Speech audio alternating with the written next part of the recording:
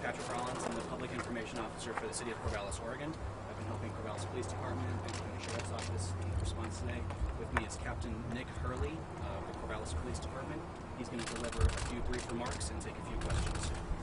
Hurley? Hey, good morning. My name is Captain Nick Hurley. I'm with the Corvallis Police Department. With me is Lieutenant Ryan Eaton. I have just a few brief facts about what happened this morning. It's still an active and ongoing scene, so we'd ask your patience with us as we're working through it. But what we know at this point is at approximately 8:11 hours this morning, our 911 center received a call of a man that displayed a handgun, and there were some shots that were fired inside the building. The employees in the building, is Foster Farms Food Processing Plant. It's here on 9th Street, which is probably our most busy commercial, one of our more busy commercial streets here in the Corvallis City. The employees quickly left the building. Our officers and Sheriff's Office and State Troopers responded to the active threat, and we were able to secure the perimeter of the food processing plant, and our local neighboring businesses all went into lockdown, lockout, including LBCC, the Lynn Benton Community College. As soon as we had the building in secure lockdown perimeter, we activated the Oregon State Police SWAT team for a barricaded subject at that point. And while they were assembling and responding on scene, an unknown male at this point exited the building and surrendered himself to our officers. He's currently back at the police department being interviewed, and currently Oregon State Police SWAT is searching the building and making sure that the food processing plant is secure. I want to thank Corvallis Fire Department. I want to thank the Oregon State Police and the Benton County Sheriff's Office for their joint response to this situation. Like I said, it's still an active one, so we would ask the public to still maintain some distance from the business area surrounding the Foster Farms. Until we have this investigation complete, we can reopen the area. I will take just a few questions.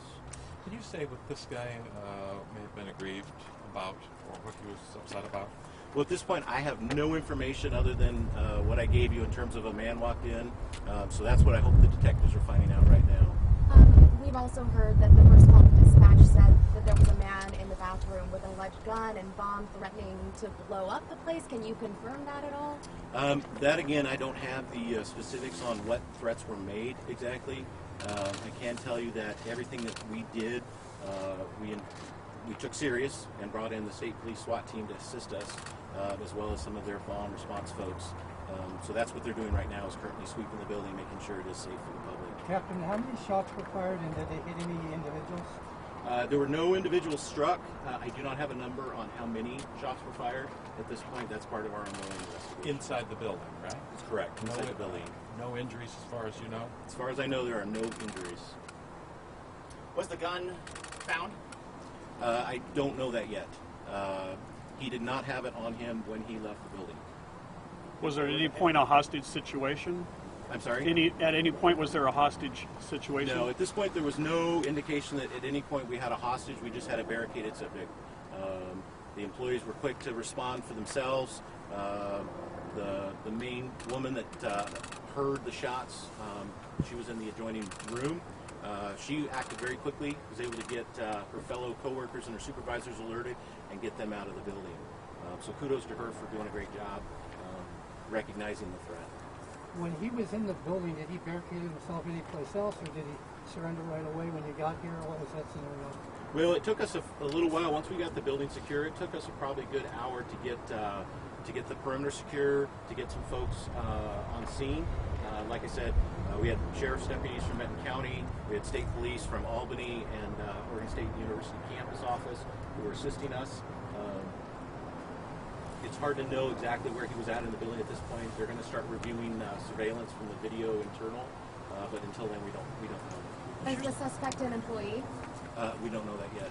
If you're securing this building here, people are coming out of the building. How do you go about the process of determining who's a threat, who's not a threat, who's an employee, and who's not?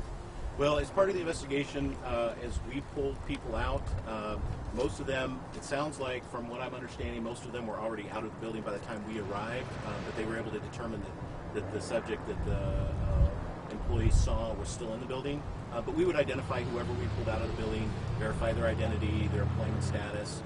We had the plant manager with us, so we were able to identify who they knew were employees of the building. Can you describe what the gentleman was wearing when he came out of the building? I did not see him, so I don't have any description at this point. Captain, can you release his name, or is it too early for that? It's too early. I don't have it yet. They put him in a car and they took him away from us. So he's down at the police station right now being interviewed. What charges may he face? It's too early yet to determine exactly until we know the full investigation. And there was a handgun.